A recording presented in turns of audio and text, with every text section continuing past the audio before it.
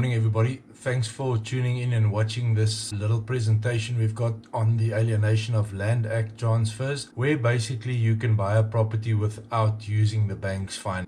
If you are new to the channel, please consider subscribing. This is the easiest and most convenient platform we found to pass on ideas from everything that you guys ask us on Facebook to do. If you are a subscriber watching this, again, thank you very much for watching. Let's look at the Alienation of Land Act and how it can be beneficial for both buyers and sellers in this unstable property market. Remember to also visit the piu.co.za, where you can subscribe to our newsletter, basically being notified of all new content being uploaded to the site. The most page visits we get are to the pages of the distressed properties. Remember, the piu.co.za is always going to be twofold. We want to give you as much as possible information so that everybody can learn from everybody else around property investing.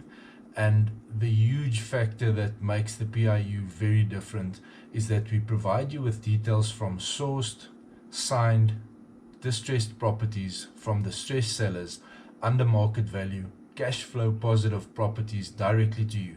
And I will never charge you a fee for joining the site. Make sure to head to the piu.co.za, subscribe to our newsletter, and as always, Facebook being the voice of the current generation, I think consider joining our Facebook group, where discussion happens on a very regular basis. The group is very active, and I'm grateful for everybody that's on the group and participating. The people that phone me, that have discussions with me about properties, this is why I do what I do.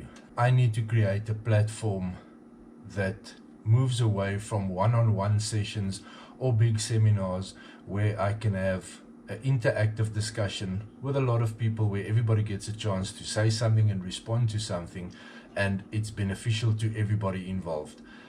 Let's look at the Alienation of Land Act and how it can be beneficial to building your property portfolio. You're welcome to contact me and find out what properties we currently have available to purchase under the Alienation of Land Act agreements. Most of the properties that we acquire will always be available, or most of them will be available to purchase under the Alienation of Land Act agreement. Have a look at the contact details here. You are welcome to contact me at any time, discuss any property related matters, find out more about the properties that we've got to offer, and I look forward to seeing all of you. Thanks very much for watching this short little video. Immovable properties are normally sold by virtue of deed of sale, in terms whereof the full purchase price is paid on date of registration of transfer of the property in the name of the purchaser, with no funds being received by the seller prior to date of registration. The Alienation of Land Act, number 68 of 1981, does however provide for installment sale transactions with regard to immovable property which deviates from the normal situation. An installment sale transaction can basically be defined as a transaction where the purchase price is paid to the seller in specific installments over a period of time in the future. The property market has changed and will continue to do so for some time to come. Our capacity to adapt to these changes will determine the measure of our success going forward. Elements that contribute to the market shift: slowdown in property sales due to market pressure. Purchasers find it difficult to access adequate funding due to the strict NCA loan criteria. Purchasers more often than not cannot raise the deposit required by the financial institution. Purchasers, after having been able to raise the deposit, cannot afford paying further transfer fees, bond registration fees, and cost. Troubled sellers cannot get their properties sold at market-related prices and are left with no option but to face foreclosure. Purchasers with adverse credit records cannot access the market and are forced to consider the rental option. This amid the fact that these purchasers may have the financial means.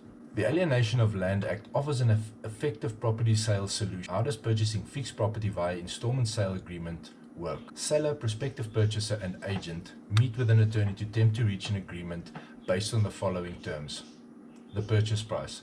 The seller usually wishes to accelerate the process of determining the purchase price, as registration will only take place at a later date. Initial deposit, if any. Installment sale agreement terms: any period between 12 and 60 months.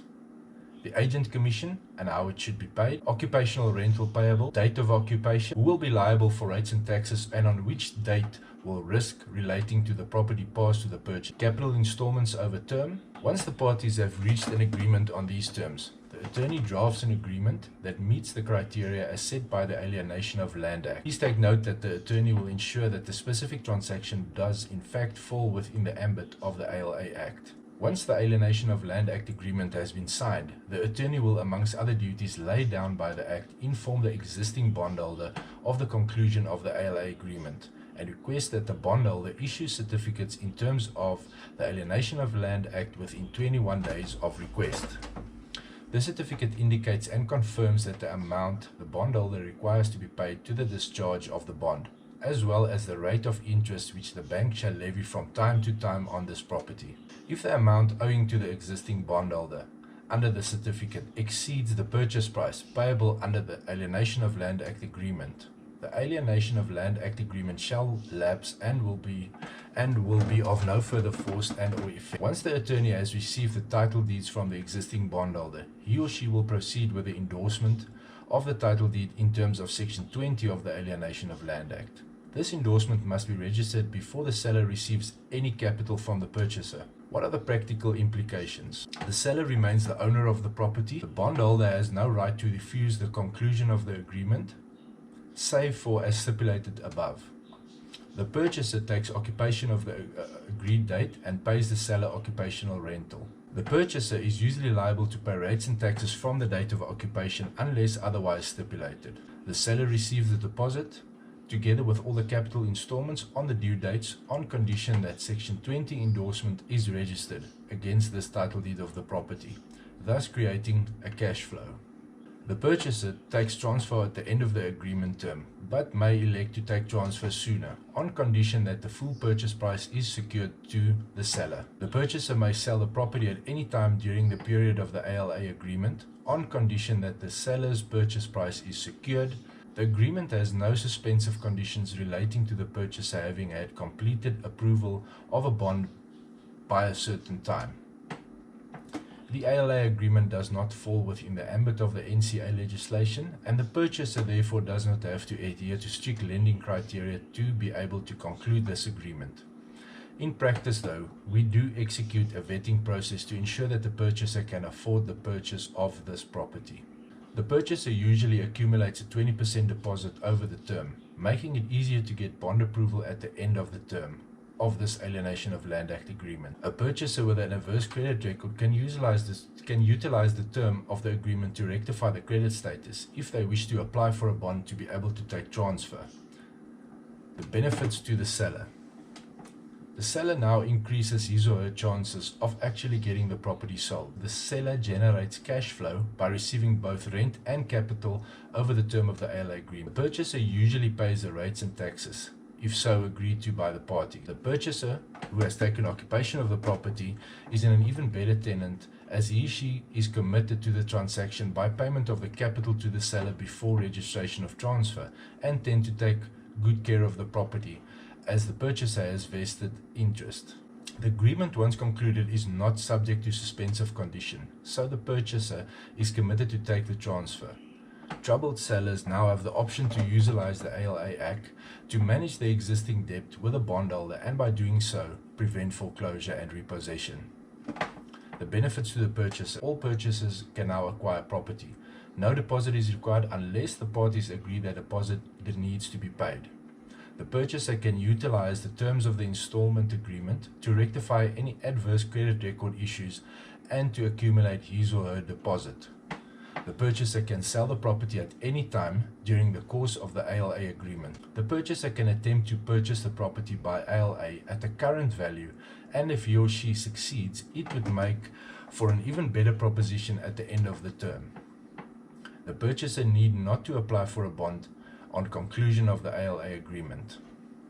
The benefits to the agent. Generate sales. Earn commission which is paid in installments over the term of agreement if so agreed. The benefit to the banks. Troubled sellers can now, by utilizing the ALA agreement, be empowered to manage their obligations to their bank without having to foreclose. As the seller is selling their property at market-related value, the bank no longer faces the prospect of having to sell these properties at a loss. The bank now has a mechanism whereby it can assist clients in managing their obligations to the bank, and in doing so create good publicity for the bank. All ALA purchases collectively form a database that the bank can manage to empower to qualify for a bond at the end of the term of the agreement, where the purchaser has paid his or her deposit and cleared all adverse credit record issues. In closing, I wish to recommend that you do not implement the ALA agreement without the assistance of your attorney. You are more than welcome to contact Steph and to schedule an appointment and a consultation if you require advice and or assistance in the implementation of any Alienation of Land Act strategy.